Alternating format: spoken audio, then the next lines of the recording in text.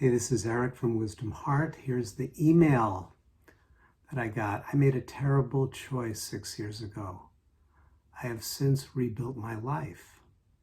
Congratulations on that. But I am still stuck in the past, replaying the nightmare in my head. How do I move on from this and leave the past behind?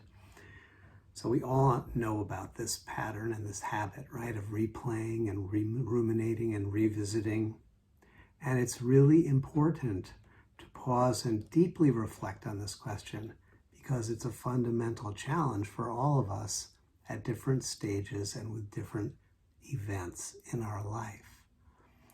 So everything that we do is a practice. Everything that we do in this body-mind is a practice that builds patterns. It strengthens mind states and it myelinates neural networks. Over the history of humanity, there have been different ways of describing and understanding how we practice, but everyone has recognized we do practice. Whatever we're doing is building capacity within us to more easily and more effortlessly repeat the pattern that we just did. Whether that pattern is the pattern of regret and self-recrimination, or whether that is the pattern of compassion and self-liberation. These are all patterns that we cultivate through practice. Now, unconscious practice, a habitual unconscious practice, is called karma or karmic practice.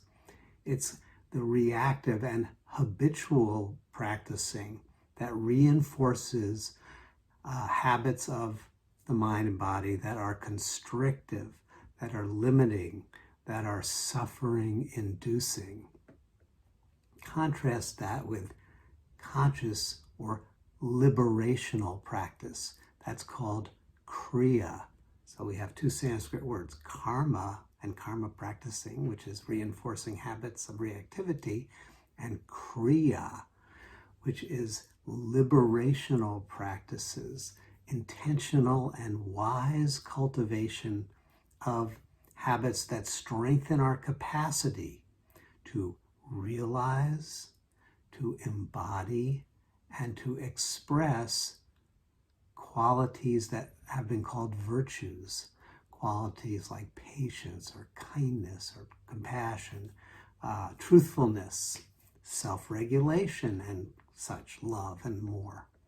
The wisdom traditions around the world point out that there is this distinction. There is this distinction between karmically reinforcing our habits and kriyally or creatively transforming our embodiment through mindful, wise, loving practices. So this is the process.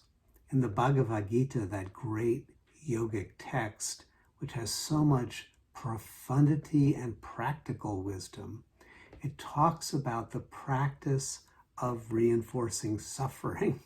And it says it very concisely. In chapter 2, the teaching goes like this: dwelling on objects, externally or internally, the mind becomes attached eternally.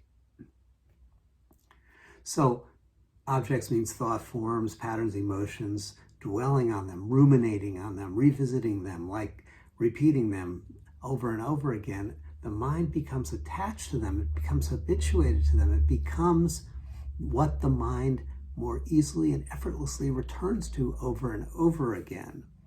Becomes, it says, attached. Attached, the mind becomes addicted by degree. Thwart that addiction and the mind becomes angry. And this is such an interesting teaching. The mind can become addicted to a habit of stress. The mind can become addicted to stressful thoughts, self-recriminating thoughts, nightmarish thoughts, as the email suggests. But then when we try to thwart aggressively that pattern, which is now an addiction, the mind gets agitated and struggles. Mind becomes angry. The teaching continues, be angry and the mind is confused by pretense. Confuse your mind, forgotten is experience. We forget. That was a mistake 6 years ago, and we actually learned something from it. As the email is proving, you've rebuilt your life. There was some learning that occurred, but there's still something there that hasn't been completely revealed and completely blessed. And so we're returning, but returning in an unconscious ruminative way, an unconscious self-blaming way, which causes us to forget experience, and thus the teaching says lose discernment, and in losing discernment, missing life's ascent. That there is an upward spiral of awakening that you have clearly connected with. And anyone who's listening to this has clearly connected with. And how can we apply that which is awakening within us back to those unredeemed states of consciousness which are struggling to be free? The Gita and all mystical schools offer many methods of liberational practice, but the core practice, the primary practice, is the practice of meditation. Now, mystically, meditation is not simply being mindful of the present moment. It includes that, but it's not just that. Meditation, mystically, is a practice of interning, of uplifting, and of balancing, of interning, of uplifting, and of balancing. So it's not just turning into ourselves, it's not just turning into the self. That can be just a form, again, of rumination, of self-recrimination, of running patterns at a level of consciousness that keeps us ensnared. It's also a lifting up to a higher level of awareness, to a more expanded horizon of awareness. But it's not just lifting up, it's also balancing.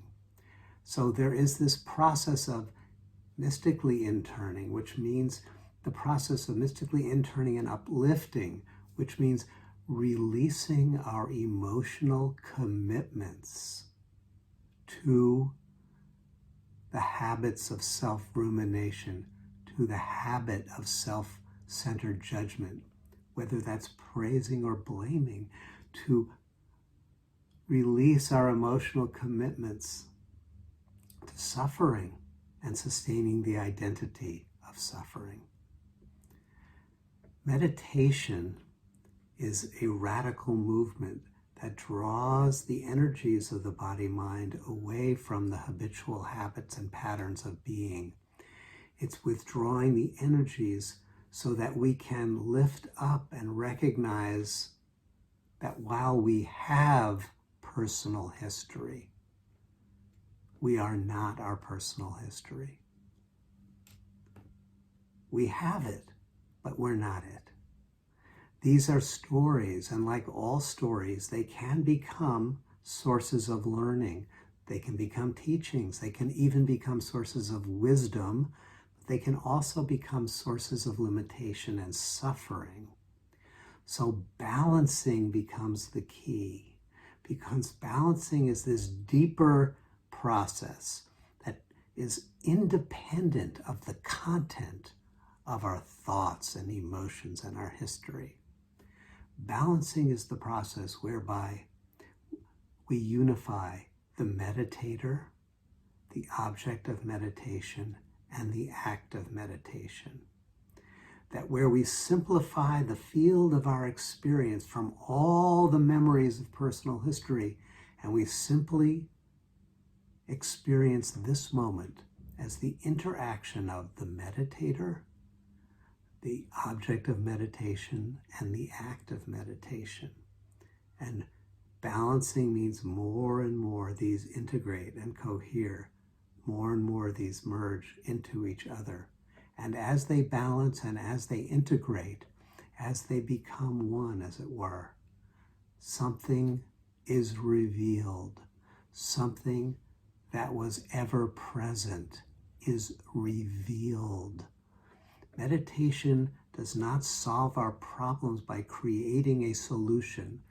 Rather, meditation dissolves, it's dissolution of the current structure of our consciousness to reveal something that was ever present, underlying and prior to all memory tracks, the being itself that you are, which is called by thousands of names, the Atman, spirit, essence, Buddha nature.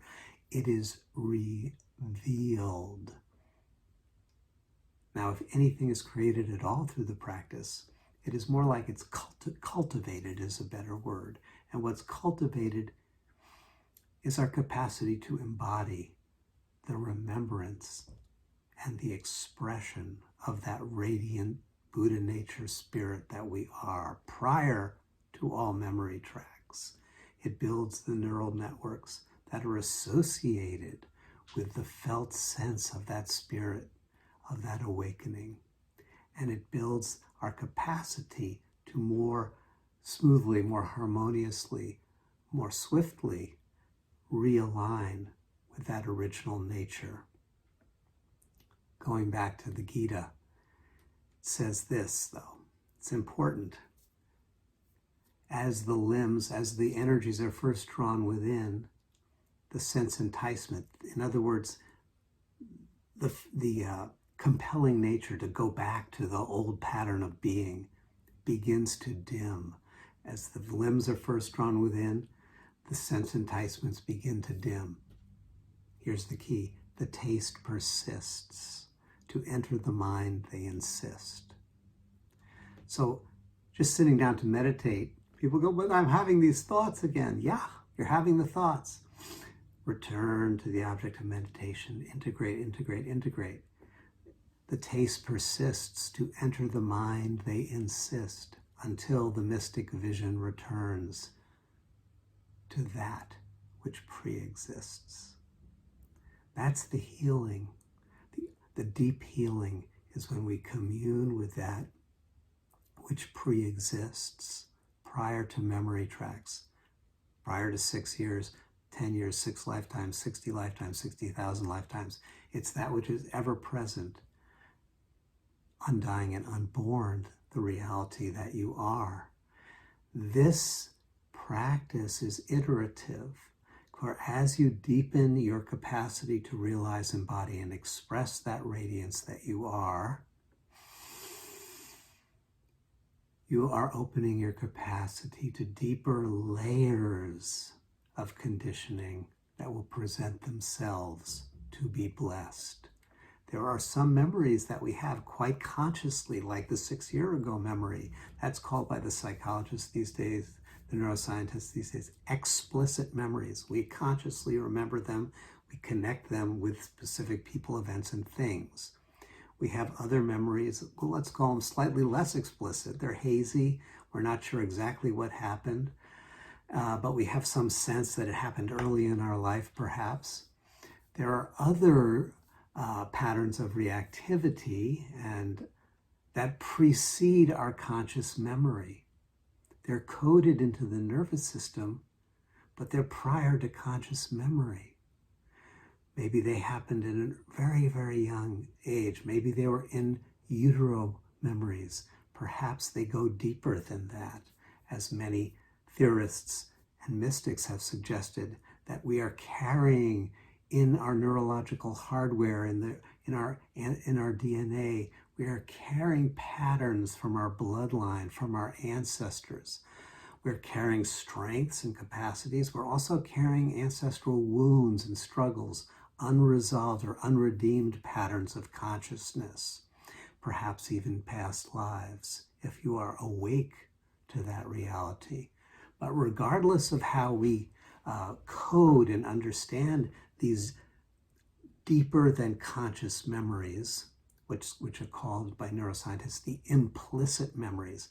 The explicit memories are ones we go, I remember when that happened.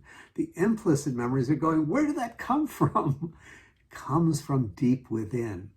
And those deep implicit memories are also opened up to us for blessing, for healing, for completion as we deepen our meditation practice and we return to that which pre-exists, which ever presently exists prior to all memory tracks. Remember Albert Einstein's famous line about you can't solve a problem at the level at which the problem was created, which is to say, at any level of consciousness where we have an incompleteness, where we have a tangle, a knot, a karmically unredeemed pattern, whether that's in our 6 years ago or 60,000 lifetimes ago, that level is not the one that can heal it. We have to go to a deeper or a prior level. Einstein called it a higher level. You can call it higher or deeper. It's the level that is prior, which transcends and includes that memory track, which can heal it. So healing is this journey of ever deepening bliss and ever deepening blessing that occurs through our daily practice. And no practice is ever wasted. No practice goes without result, because consciously cultivating our attunement to the radiance is the Kriya, the liberational practice that each time we do it strengthens our capacity to realize, embody, and express the truth of our being. And that truth supersedes all memory tracks. It is that truth which we are here to embody and express for the benefit of all sentient beings.